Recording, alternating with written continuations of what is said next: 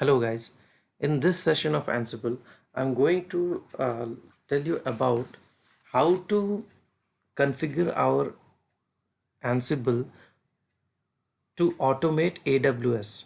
So we will see how we can configure our Ansible machine so that it can authenticate to AWS and perform the tasks programmatically in AWS portal.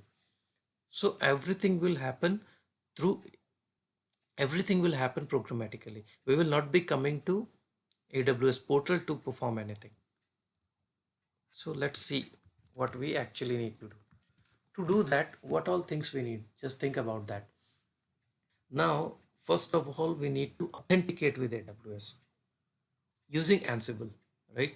Using Ansible command line, we need to authenticate to AWS. Now, how to do that? To do that, we need Boto in our system.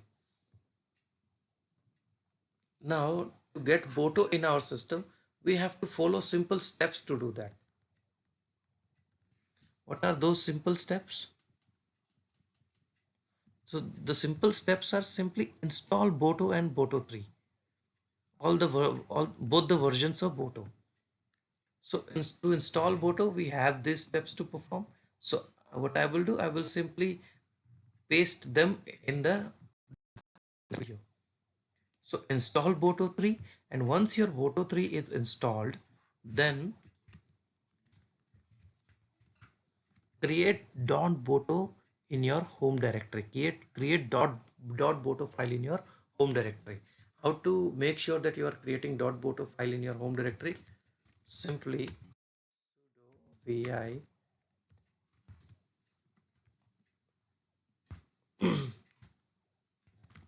if you create Boto file this way, then it will be created in your home directory. Create this file and then paste your AWS credentials here. Now, how to paste your AWS credentials here? Simply let's try creating it. I already have one, but I will show you by taking another name.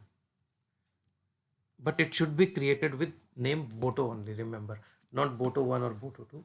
Create always this particular file with the name of .boto. Simply what you have to do, mention credentials on top and then AWS access key ID is equal to, here it will be your AWS access key, secret access key. Here you will paste your AWS secret access key, means the secret key. So I will paste these lines as well in description section. So just follow that. I don't want it to save because I already have one .boto file. Remember to always create .boto file if you want to authenticate with AWS using a Ansible command line. So now I have it created. So my Boto file is here. So this is the first part where your where your Ansible machine will authenticate with AWS. Now second part is your Ansible machine needs to create, suppose you want to create Ec2 instance. Now to create Ec2 instance, if you remember from portal, we always select a key, a .pem file, and we check the box that we have access to, confirming that we have access to that particular key file. Let me show you what I mean. Whenever we create any instance, what we generally do, before launching, we always select the key, right? So this key we need to provide to our Ansible as well. So our Ansible should also be aware of this key. So that is why create this key with same name here as well. And simply from where will you get the contents to put in this key file? Just go to the key which you have downloaded from there, from AWS while creating any instance. So just open that key file, copy the contents and paste it in your NewKey.pem file. Create it in your home directory again. Create create the key with same name as it is, as you have downloaded from AWS. Create with the same name and paste the contents of the key within this file.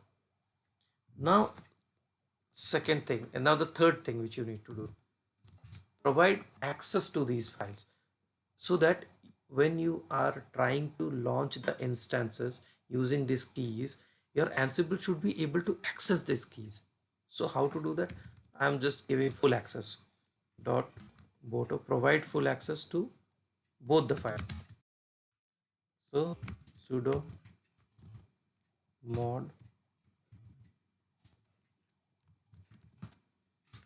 So I've provided full access to all the users to both the files, both the key files. So dot Boto is to authenticate with the AWS command line, and NewKey.pem is the file which we will use while creating the instance.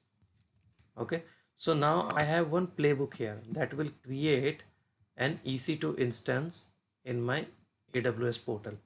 So I'm using NewKey there. Let me show you. See, I'm using that NewKey here. I'm using this file. The NewKey.pem that I created in my home directory, I'm using it here because I'll use this to create the machine. Don't worry about the entire syntax of the playbook. We will talk about that later. So now I have this playbook. Let's check it out. Ansible playbook. Before running the playbook, it's always best to perform a syntax check. Syntax check. It has passed the syntax check. Now I'll run it. Now what happens? It automatically creates an instance here. See, the instance is getting created using Ansible. I didn't even come to portal and perform the click operations, but it got created using Ansible. So this is how we configure Ansible machine so that it can authenticate to our AWS through programmatically. Okay, so let me reiterate the steps. So first step is to install the Boto.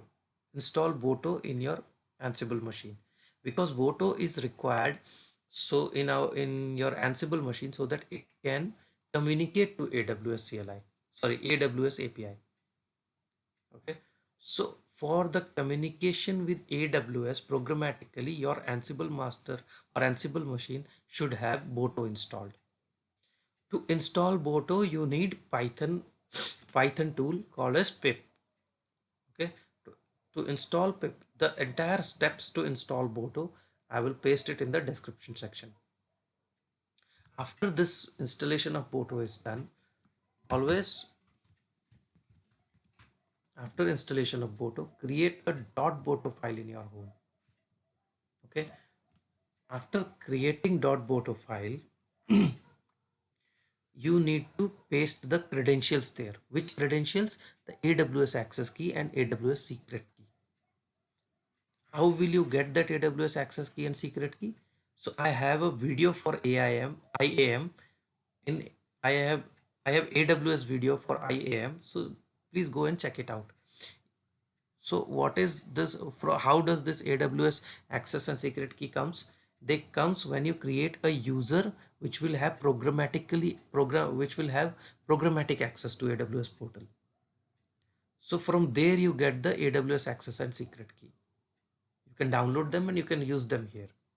So .boto will have your credentials to AWS. And the third thing, you need NewKey. What is this?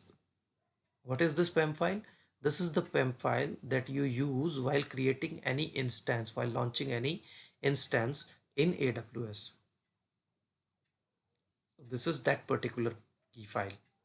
Once you have both the key files here, after that you simply have to provide full permissions to both the file, all the users. Once that is done, then you are good to automate your EC2 using AWS. By writing the playbooks for AWS, you can simply do the automation stuff for AWS.